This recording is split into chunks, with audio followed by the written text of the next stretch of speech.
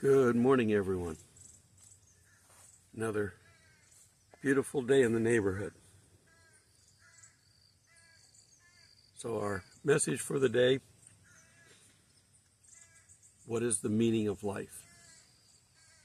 It's a simple question, but a complex answer. And it can be varied depending on who you ask.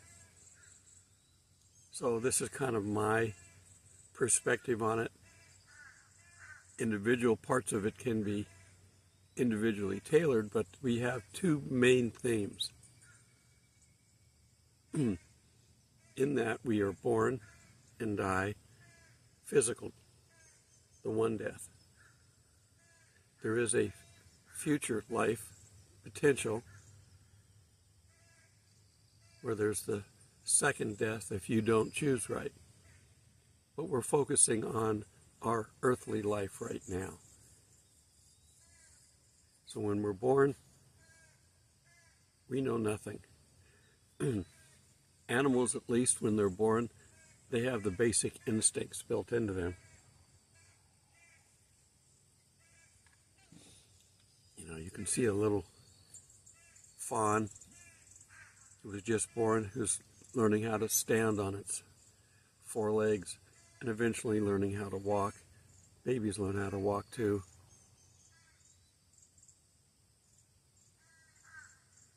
They're very useless early on. And the babies of the animals are typically camouflaged to fit into their surroundings, because there are predators out there. For humans, there are predators too, but they typically don't find you until later on in life.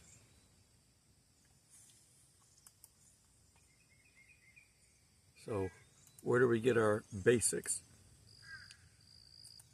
Well, we get them from our parents, who hopefully have had good basics themselves and have learned through their life before they have us. A lot of parents are very young, and they barely know life themselves. And so it's difficult for them to impart their knowledge onto a child when they really don't have much themselves. So it's better off if they at least get out of public school,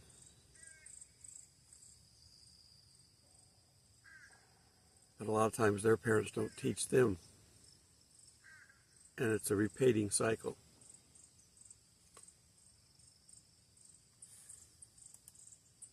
So hopefully you're Christians because you found God through what your parents taught you.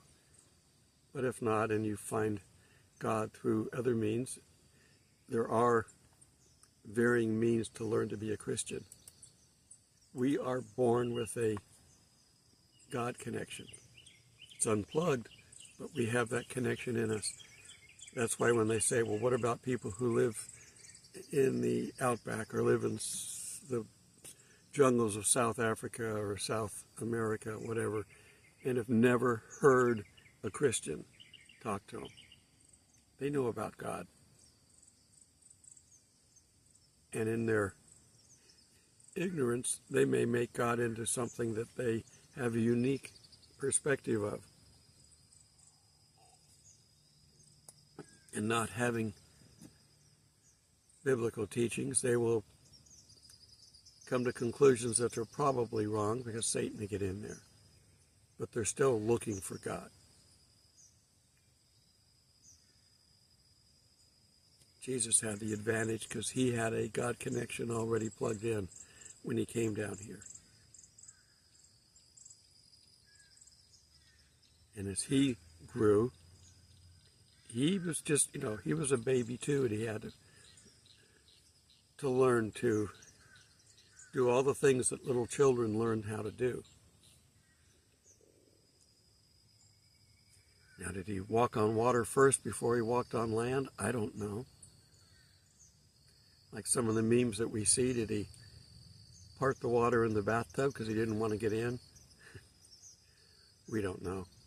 All we know is that the people that saw him growing up really didn't have anything bad to say about him, but he was just a kid growing up in a small village. and then to become God, that seemed a little far-fetched for him, so he wasn't really able to teach where he grew up. All right. Most of the world has some form of public school. We know the basics of the need for these basics to be taught. Our school system, although not perfect, at least was better when I grew up. Right now, they don't want you learning. They want you indoctrinated. The less you learn, the better off you are, because the less you will know about what they're doing. But we had auto shop, wood shop, metal shop, home ec, basics of computers, which when I was growing up was punch cards. I don't know if you know what those are, but if you remember back then, if you're old enough, your electric bill or power bill or whatever would come on a card, and you'd tear off one end of it and mail it in with your check. Yeah, you'd have to mail it in. There was no electronic, online, anything. But that card typically was a punch card. And there were holes punched in both sides. When you tore the piece off, they could feed that through a reader, and it would know who it was and how much to apply. It's a long time ago. But they don't teach any of that anymore. We used to also say the Pledge of Allegiance. Pledge allegiance to the United States of America and to the whatever. I don't remember now. It's been so long. We had a test, not a test, but a trial in a class. I think I was probably 6th or 7th grade. The teacher came in and asked each student to recite the Pledge of Allegiance, and nobody could. We're used to saying it in unison, and when you don't have somebody else there, every once in a while you'd forget something, and then you couldn't go on. But in unison, you could continue. So in that case, doing it together was helpful. But we obviously didn't think about it because we didn't know it. And the same thing goes for parts of the Bible, the Lord's Prayer, or whatever we're doing. Sometimes you can remember it better in unison. I'm that way with a lot of hymns because I can't remember. I mention that all the time. So if everybody's singing the hymn, I can follow along and I can sing it. But if nobody is, I have a hard time singing hymns, maybe a couple, Amazing Grace or something, but certainly not all the stanzas. But the first part of life is this, learning. There's a lot of things that we don't know. And you've got to get your children, if you've got little ones, they have to be taught. And they have to learn about God as well. Because it directs the way the brain learns later on, the foundation that you put in it. We're not exactly sure how the brain functions. We're still studying that. But we know that the foundation, the way that you learned early on, is how you learn later on. Now you can learn some tricks. I've got some tricks that I use to help, but foundation is important. That's why the Bible says, raise up a child in the way he should be, and he will remember and come back to that. So what other types of ways to teach do we have? Well, when my boys were growing up, we were trying to figure out how to manage their fun time. You always want fun time to be learning time as well. And the one thing we didn't want to do is to have one be in soccer and another in baseball, or going here and there and never at the same spot. So we'd have our family meeting and sit around and, okay, we want you to have fun doing something like this summer. These are some options.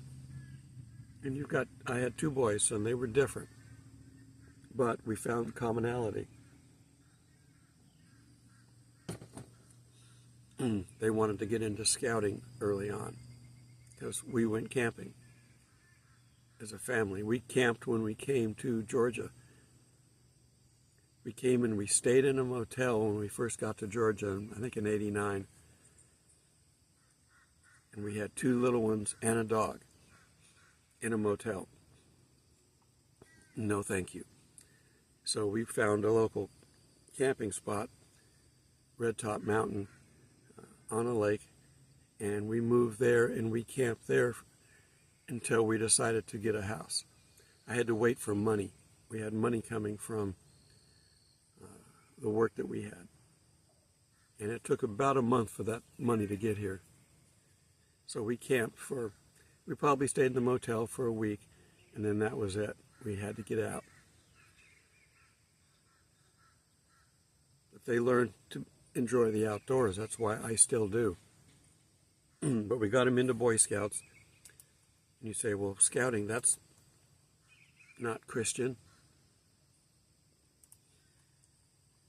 Well, when asked about scouting,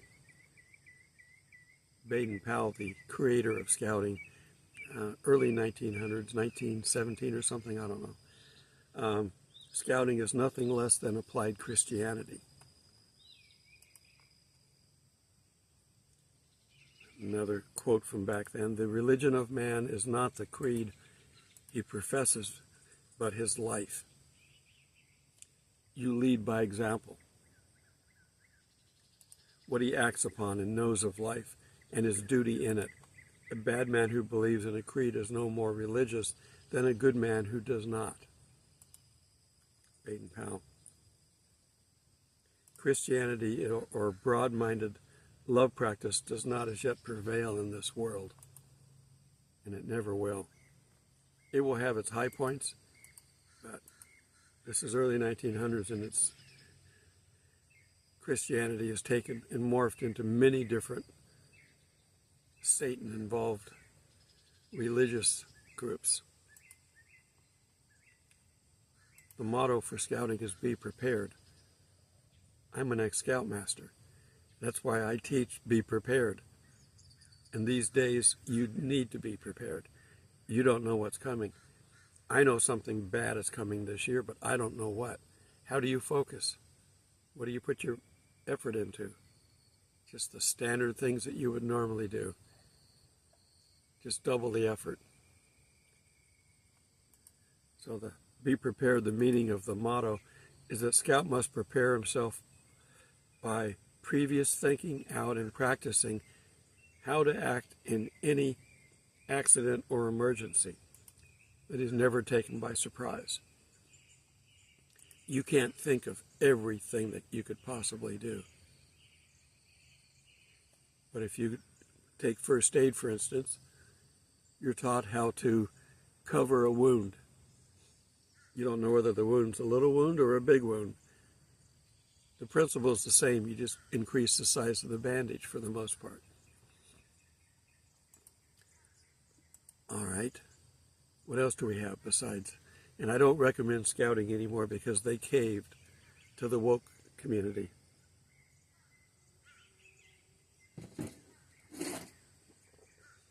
They were targeted by the woke community, who said basically, we're going to sue you so that you will end up closing your doors. And that's exactly what they should have done, close their doors. But they sold out. If they would have tried to hang on, it would have been difficult. But I think the good people in the world would have banded behind them. But they're part of the apostasy, of giving in. Don't give in. The world is going to try to push Christianity under the rug. That's a polite way of saying they'd like to put a gun to every Christian's head and pull the trigger. That's Satan. Don't give in.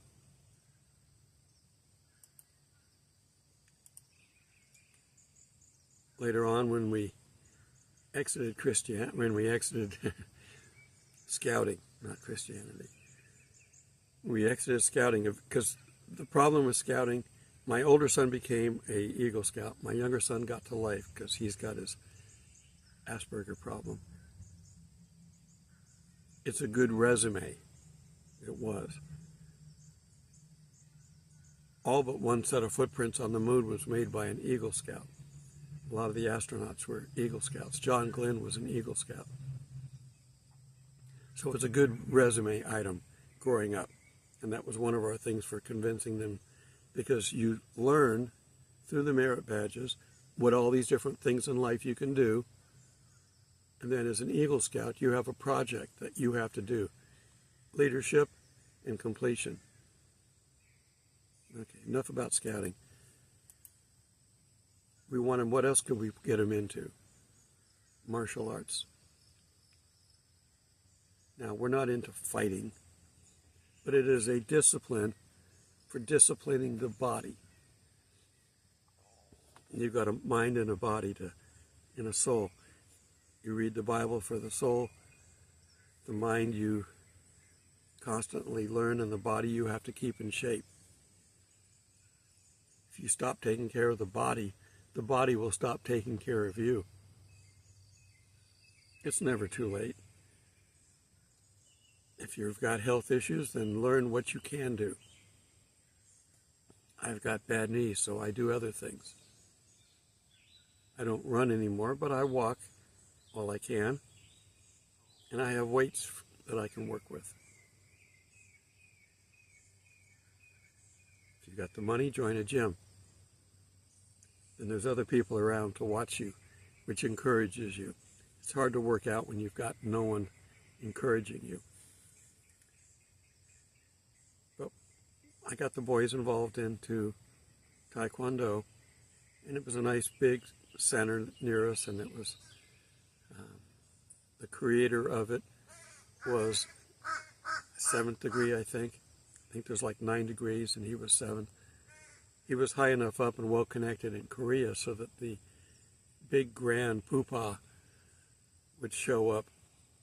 He's in his hundreds. He would do a push-up for every year of his life. He'd show up and he'd do 100 push-ups. Now, I don't know how old he is now. That's a few years ago. So I don't even know if he's still alive. But show by example.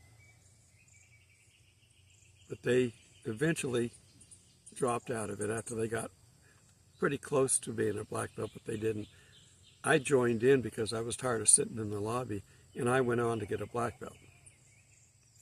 And I was working on my black belt for Hapkido when life interfered. That's the problem.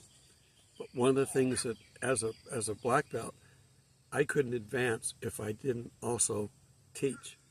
So we learn, and then you turn to a teacher, which is really the meaning of life. You learn in this life, and then you give that information to others. And hopefully it's wholesome, good, wholesome information. And hopefully it's correct. So I would have to lead classes on the basics. I wasn't doing high-level stuff. I didn't start it until I was, in my 50s? I had self-defense in the military, and it was probably closer to judo than taekwondo. So I've had classes in various things. I was part of, I know I didn't join, but I went and worked out a few times at, what's his name, Bruce Lee's school in Oakland, California. He tried to open it in San Francisco, and the established people there wouldn't let him in. They're little cliques. They didn't want a newcomer coming in and taking over, in which he would have. But he was focusing more on his movies than he was on his martial arts then. He'd already been well established in martial arts. But it teaches discipline, and that's the key. Let's take a look at the Bible, Matthew 19:23. Then Jesus said to his disciples, "Truly I say to you," whenever you see that in the New Testament, pay attention. "It is hard for a rich man to enter the kingdom of heaven. Again I tell you this, it is easier for a camel to pass through the eye of a needle than for a rich man to enter the kingdom of God." It's virtually impossible. When the disciples heard this, they were greatly astonished and asked, Who then can be saved? What's the definition of rich? Jesus looked at him and said, with man this is impossible. You cannot be saved on your own. It's impossible. But with God, all things are possible. Look, Peter replied, we have left everything to follow you. What then will be there for us in the end? Jesus said to them, truly I tell you, another one of those pay attentions. In the renewal of all things, when the Son of Man sits on his glorious throne in the new heaven and earth that we're going to get, that's the renewal of all things, you who have followed me will also sit on 12 thrones, judging the 12 tribes of Israel. Now he's specifically talking to them, but we are going to share in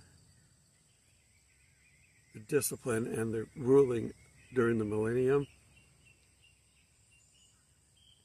and then we'll live forever in heaven. In 29, and everyone who has left their houses or brothers or sisters or father or mother or wife or children or fields for the sake of my name will receive 100-fold when they inherit eternal life. I don't know what we're going to have when we get to heaven, but it's 100-fold what we have down here. And look at the beauty that I get to have every day behind me.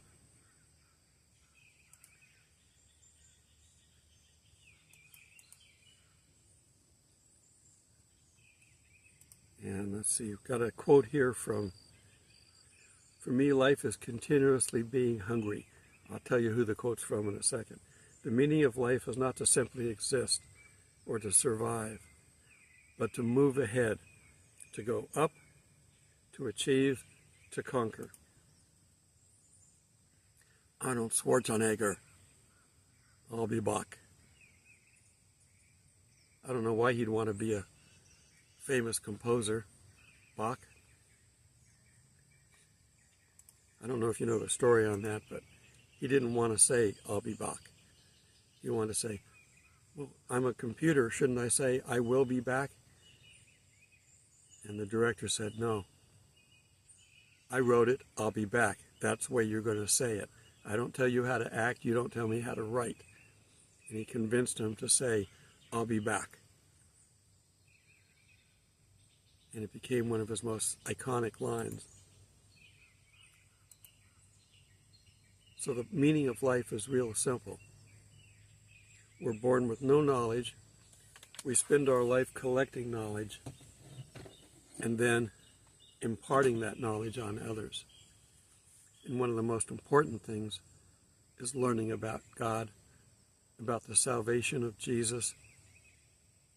And if we want to not die the second death, then we accept Christ.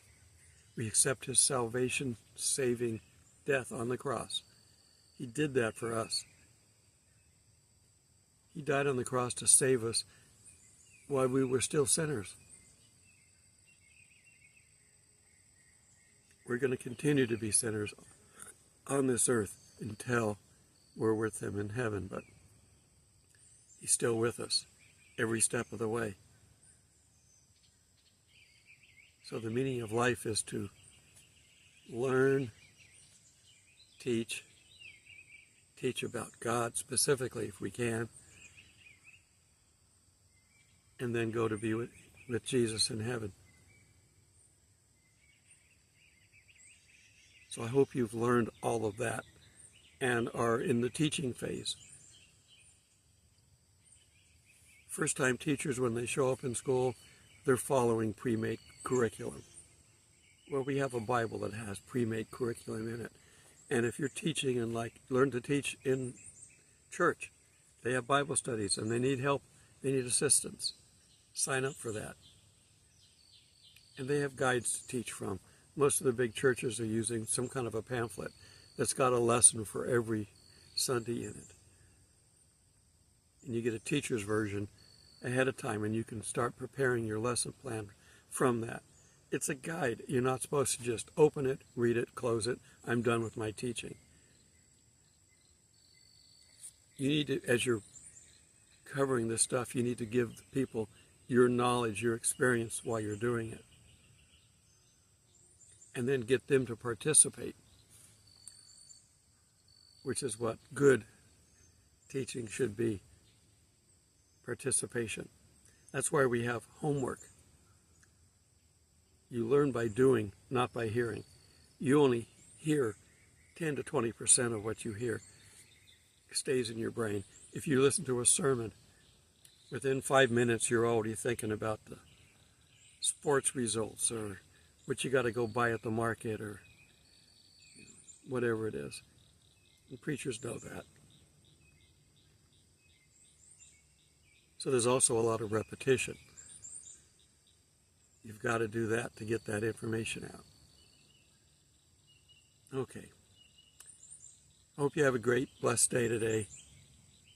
Until we meet in the clouds. God bless.